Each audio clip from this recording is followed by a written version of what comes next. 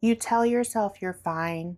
If that's the case, then why does one comment, one rejection, or a moment of being overlooked send you into a spiral? This is a collective reading, so take what resonates and leave what doesn't. And if you're feeling called for a private reading, my Etsy shop is linked in the pinned comment and in the description below. You received Overcritical, Agency, the Morrigan, Hera, and finally, Introspection. As I sit with these 5 cards, what I'm immediately feeling is Spirit pulling up a chair very close, not across the room, but right beside you. Because what it wants to say first isn't comfortable, and it wants you to know that it's coming from love before it says it. There's a voice inside of you that's been running for a very long time, and most of you have heard it so consistently for so many years that you stop noticing it's even there. It just became the background noise of how you move through the world.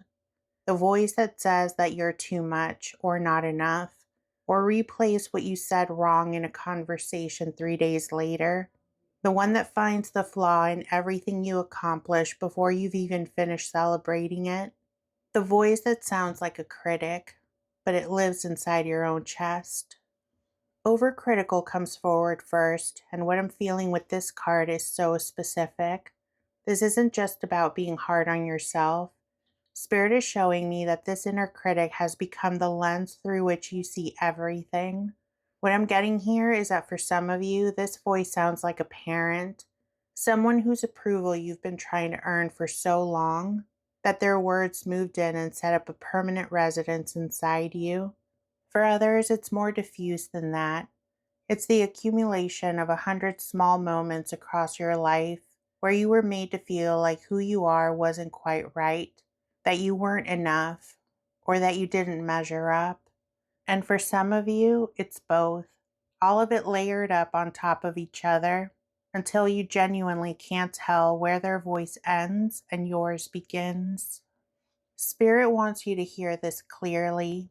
That voice isn't the truth, and it never was.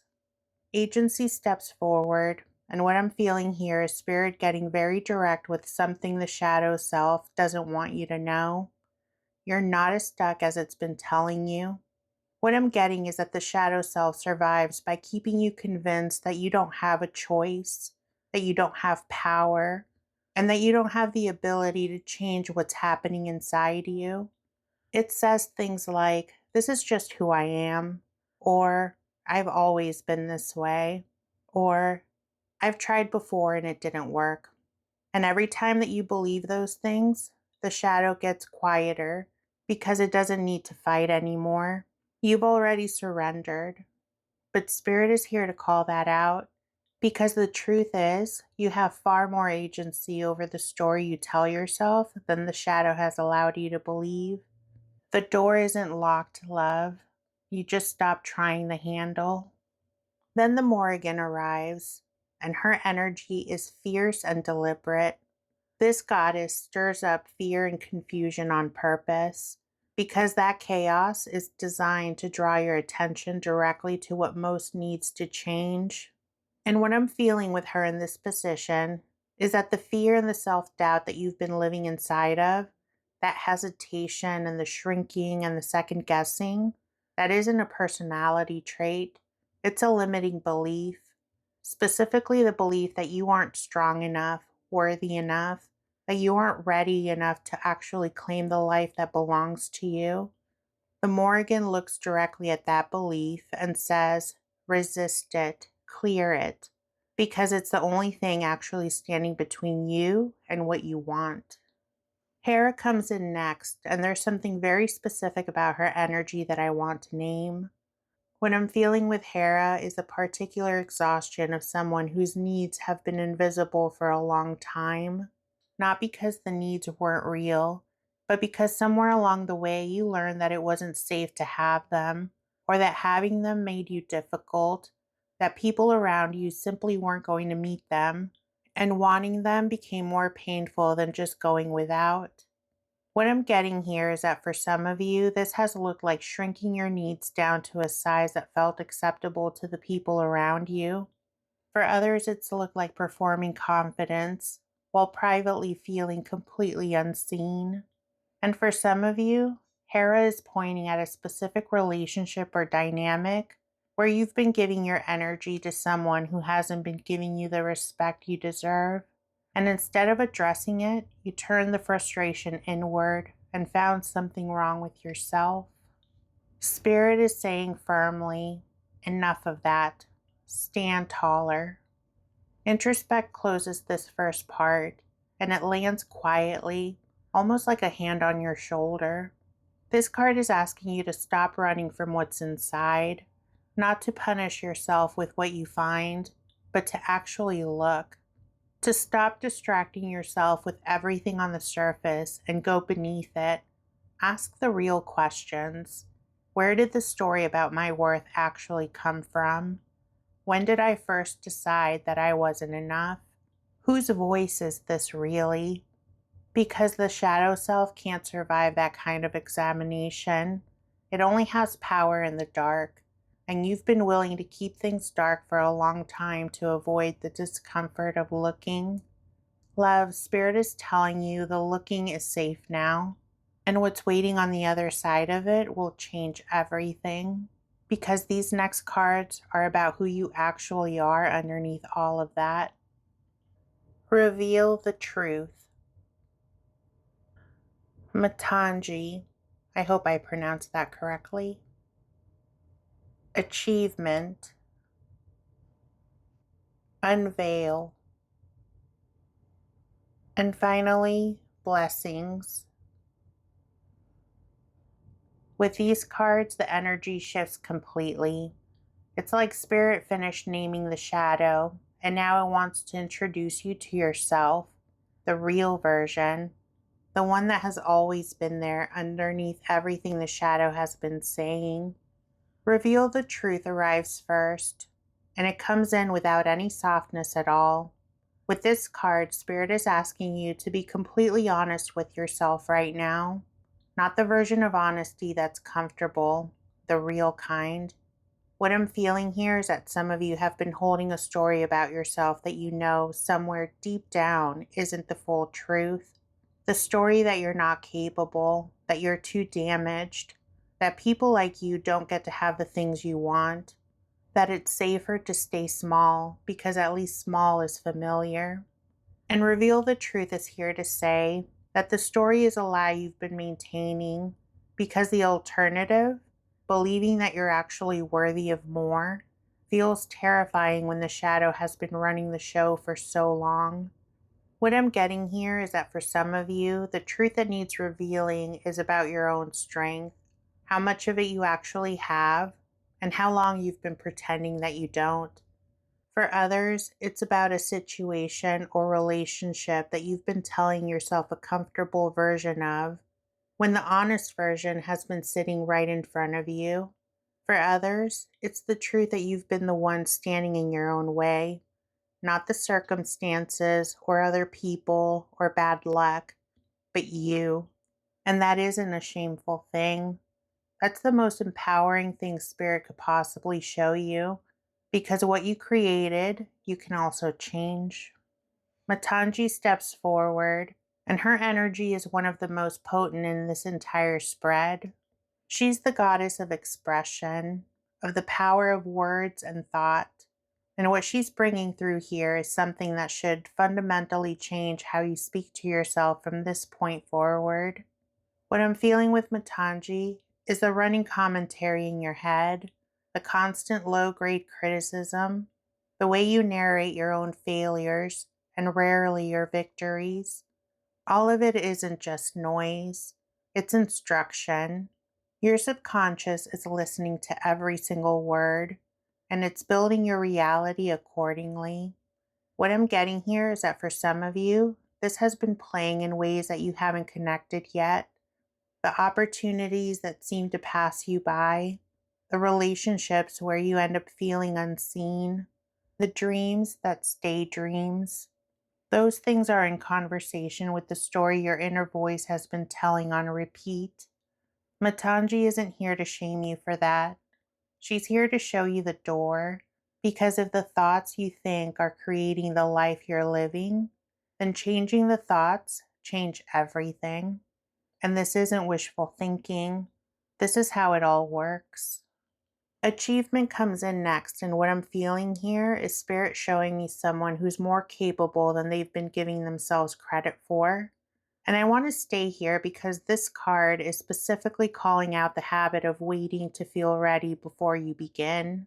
What I'm getting here is that for some of you, there's something that you've been wanting to build or create or step into, and your shadow has been very convincing that you aren't quite there yet, that you need to do a little bit more work or learn more, heal more, or be more before you're allowed to start.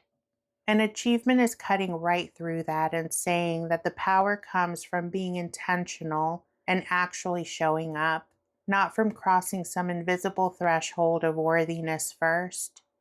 For others, this card is pointing to something that you've already accomplished, something that you've significantly undervalued because the shadow minimized the moment it happened. Spirit is asking you to look at that again with honest eyes. You've done more than you think, love. Unveil arrives next, and it's one of the most tender cards in this entire reading because what it's asking you to do is look directly at your fear, not to be consumed by it, but to trace it, to find out where it started. When did this particular fear about your worth or your safety or your enoughness first take root?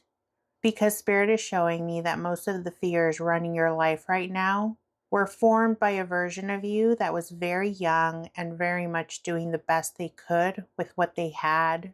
That version of you made decisions to protect themselves, and it made complete sense then. The hiding, the shrinking, not wanting too much, and staying quiet.